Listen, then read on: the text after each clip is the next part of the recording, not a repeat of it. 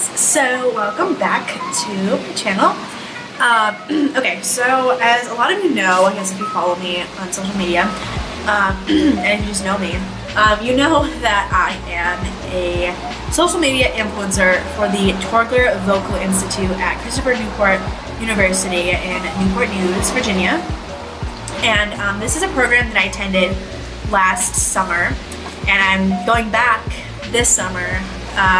And I'm really super excited, and I just wanted to talk more about it because I know that a few people have had questions, and I just want to answer some possible questions that someone might have when wanting to apply for this vocal institute. So what the Torggler Vocal Institute is, it is a 2-week summer program that has to do with bettering your vocal skills, getting you prepared for any type of vocal audition, getting to work with accompanists and professionals who want to help you get to the next level of your vocal abilities. Something new that they're going to have this year that I'm sure they're going to continue in the future, they just didn't have it last year, is somebody who's going to come in for talking about vocal health, which is really important because when you're singing and you're singing for a long period of time, you need to make sure that you're keeping everything safe, that you're not damaging your voice, you're not straining, and I'm really excited for that because that's something that I really wanted to learn more about. Some other questions that people might have would be like, what are the living conditions like, and like what would be a probable schedule.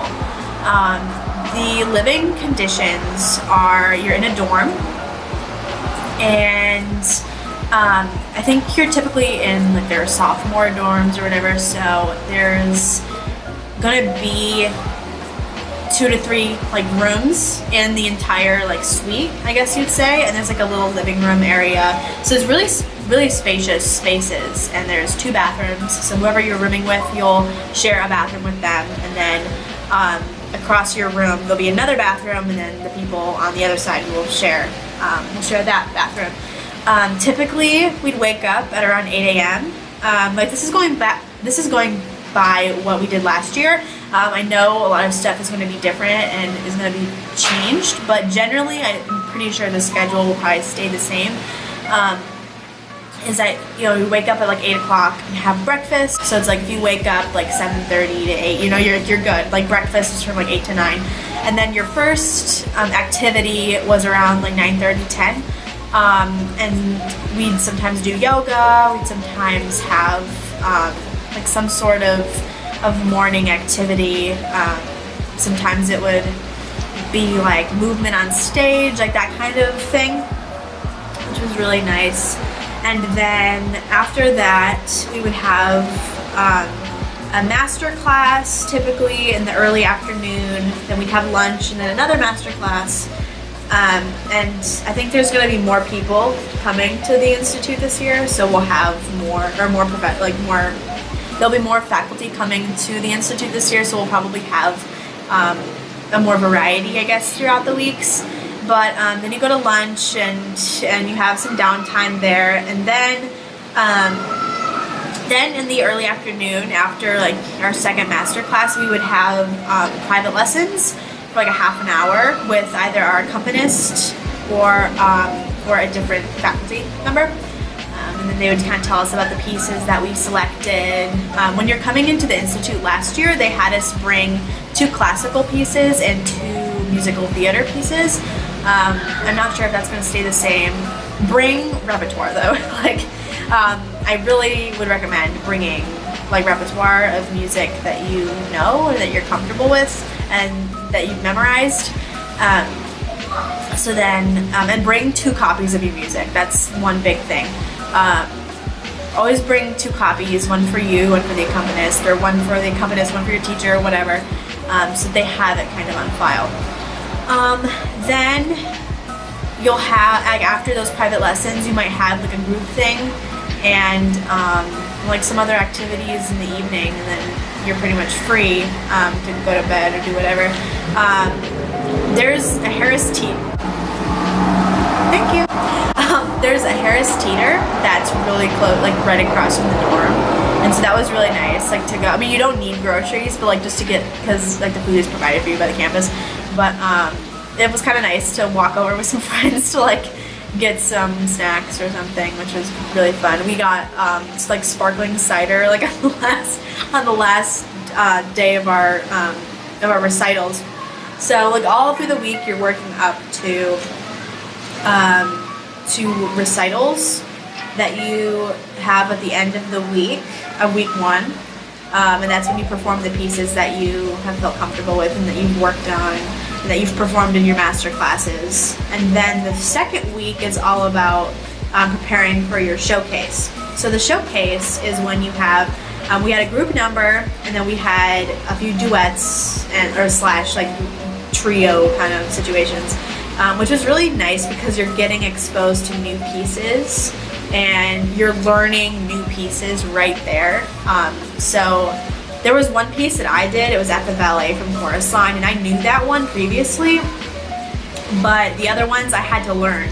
Like I had to learn myself, which was really a great exercise in discipline and practice, because like you only get a couple days to learn it, to really learn it and hit it out of the park then when you're working on it with the faculty.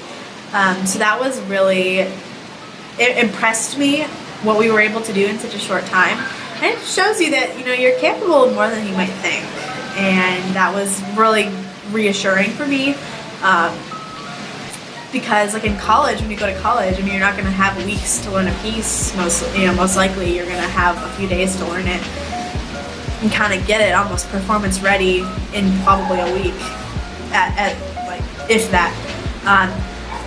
So it's a really great time to meet new people and have a good time, but also be working really hard. And when you really think about it, like I didn't really feel like I was working, because it was just so fun to just put yourself in a new piece of music, and learning it with other people. Like it was really great, to have that kind of group mentality. You pretty much on your downtime make your own schedule. So, if you have to, shower or, practice extra or, do laundry or something, like in the evenings or kind of in like the midday downtimes when you're kind of waiting to leave for your private lesson, it's a good time to kind of get stuff done that you need to get done. Or even just, relax if you have everything done. But typically you don't want to leave like a few minutes before you have to be at one of your classes or one of the buildings. You want to kind of leave 15 minutes, 20 minutes beforehand, just because it's a really good practice to be early. And if, a group gets done before you, you can always probably go ahead. Or just to show that you're there so that they can get started, that you can get your stuff started right away. Okay, so there's still time to apply for this coming year. The deadline is May 1st. It's not a hard application.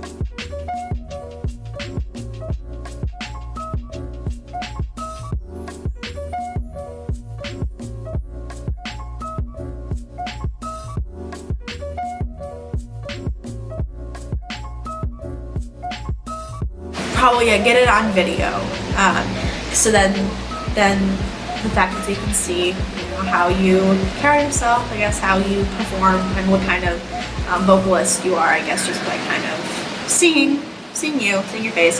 Kind of put together a little resume, like what kind of things you've been involved in, what kind of opportunities you've had in the performing arts, that kind of stuff. They want to see that, and a headshot, any type of kind of headshot, professional or not. It's good if any of you are in Walsingham Theater, you can use the pictures that our photographer has taken. That would be a really good option. Obviously, professional headshots to submit to Torggler. The application used is called Get Accepted, but if you go onto the Torggler website, I'll have it linked down below. It'll tell you like how you can apply, I think. And yeah, so I hope this answered any possible questions that people might have about the institute itself. I mean, it's pretty rigorous, but if you just kind of like put yourself in it, it seems like a breeze because it's so much fun. If there was something that, if you're wondering about, if you didn't hear in this video, feel free to shoot me a message on like Snapchat or Instagram, or if you want to just comment it down below and I can answer those questions for you. I guess one last thing also to be about like Curfew. There's a few monitors, like there's last year there were a couple people who were students at Christopher Newport University who were kind of like our chaperones. Like they weren't chaperones, but they just kind of like helped keep everyone in line. If you had any questions, you know, you could go to them. Like they wanted you to kind of like be like in your dorm room like 10:30 or 11. It was something in that range. I think they wanted like lights out at 11. So it's like if you wanted to go for like a late night walk or something, if you checked with those two monitors, like they would let you kind of go. Like if you're with a group or something, which is always a safer approach. Travel in groups always.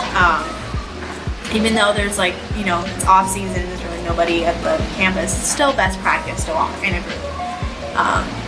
But yeah, it's kind of like my advice is like be all in your dorm room like 10:30, you know, 10 or 10:30, something like that. So yeah, this kind of stuff going based on my experiences. I'm really excited to go back, and yeah, let me know if you have any other questions and I'd be really happy to answer those. So thanks so much, and I will see you in the next video. Here ends the video.